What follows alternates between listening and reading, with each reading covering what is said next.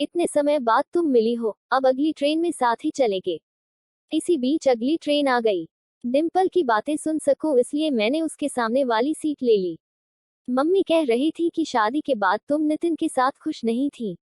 खुश? सच पूछो तो वो रिश्ता ऐसा बोझिल हो गया था कि फेरों की गांठ का कोई अर्थ ही नहीं रह गया था। यहाँ किसके साथ रह रही हो? मैं उसके बारे में जानने को उत्सुक थी। अपने पति और बिटिया के साथ। मैं उसकी बात सुनकर हैरान रह गई।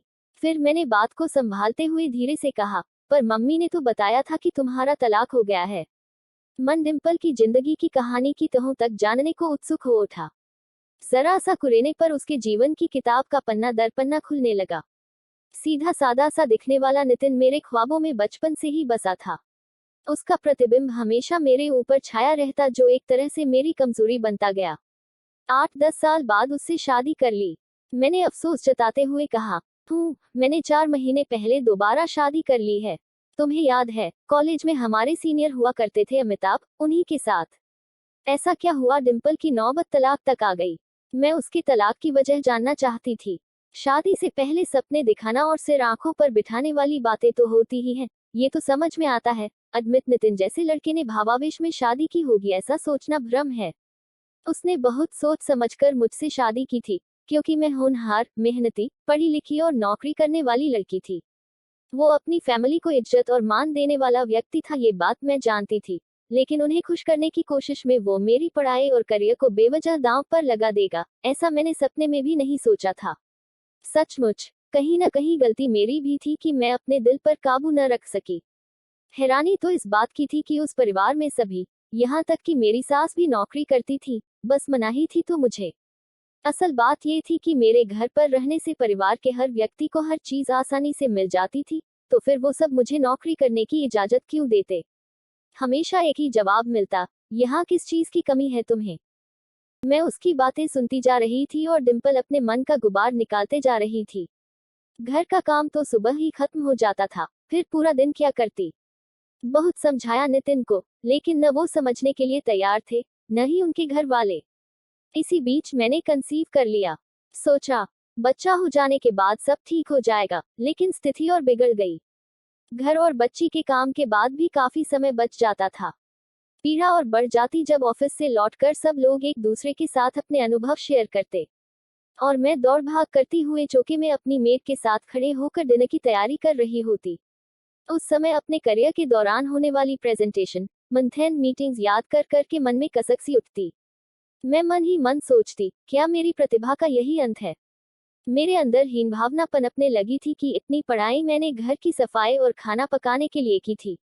नितिन और उसके परिवार के सदस्यों में से किसी को एहसास नहीं था कि मेरी प्रतिभा का तिल-तिल मरना मुझे डिप्रेशन की ओर धकेल रहा है। धीरे धीरे मैं अपने प्रति लापरवाह होने लगी और घर के कामों के प्रति भी। जब ससुराल के लोगों को लगा कि मैं किसी भी काम में दिलचस्पी नहीं ले रही हूँ, तो उन्होंने साल भर की सान्या के साथ मुझे मेरे मायके भेज दिया। माँ और पापा मुझे खुश रखने की पूरी कोशिश करते, कभी रेस्टोरेंट, कभी मूवी दिखाने ले जाते, लेकिन मेरी हालत में कोई सुधार नहीं आ रहा था। इस बीच एक रेस्टोरेंट में मुझे श्यामलाल मिले। मैंने तो उनसे कोई बात नहीं की, लेकिन उन्होंने पापा से मेरे बारे में पूछा और सब कुछ जानने के बाद उन्हें मशवरा दिया कि वो मुझे साइकोलॉजिस्ट के पास ले जाएं। मेरी काउंसलिंग के बाद साइकोलॉजिस्ट ने बताया कि मैं डिप्रेशन का शिकार हूँ। उन्होंने पापा को ये भी बताया कि ये बीमारी पूरी तरह ठीक हो जाती है, लेकिन पूरी तरह इलाज कराना जरूरी है। श्यामलाल जब भी भोपाल आते मेरा हाल पूछने घर पर जरूर आते, मेरा आत्मविश्वास बढ़ाते। उन्होंने मेरा रिज्यूमे तैयार किया, कई प्लेसमेंट एजेंसी में मेरा सीवी डाला, कई जगह से मुझे कॉल आया, और साल भर के अंदर मुझे जॉब भी मिल गई। पापा ने सबसे पहले मेरे जॉब मिलने की खबर अमिताभ को ही सुनाई थी। बोले, तुम्हारी बदौलत हमने डिम्पल को वापस पा लिया, वरना हम तो उसे खो ही बैठे थे। 2 साल होने को आए। इस बीच नितिन और घर वालों ने एक बार भी मेरी खोजखबर नहीं ली। तब मैंने तय किया कि नितिन से तलाक लूंगी। इसके अलावा मेरे पास कोई दूसरा चारा ही नहीं था। मेरे मन में उस रिश्ते से आजाद होने की इच्छा बढ़ती जा रही थी। गहरा सदमा तब लगा जब नितिन ने तलाक के कागज तुरंत साइन करके मेरे पास भेज दिए। अब मैं समझ चुकी थी कि उस इंसान के मन में मेरे लिए कोई भावना नहीं बची है। फिर एक दिन श्यामलाल ने मेरे सामने शादी का प्रस्ताव रखा। मैं इसके लिए तैयार नहीं थी। मैंने उससे कहा, सिर्फ मैं ही तो नहीं हूँ, मेरी बेटी भी मेरे साथ है श्यामलाल। मेरी ये सोच श्यामलाल को कहीं गहरे तक आहत कर गई। उसने गुस्से से कहा, तुम सोच भी कैसे सकती हो कि मैं तुम माँ बेटी को अलग करूंगा, बल्कि मैं तो तुम्हारे परिवार में एक पिता और पति की कमी पूरी करने की बात कर रहा हूँ। फिर श्यामलाल ने मम्मी पापा से बात की। 4 महीने पहले ही हमने कोर्ट मैरिज की और दिल्ली आ गए। सच शालू, अमिताभ मेरे जीवन में उजाला भर रहे हैं, वरना मैं तो अंधेरों में रहकर जीने की आस ही खो बैठी थी।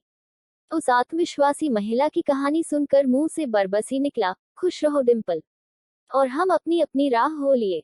श्यामलाल महट।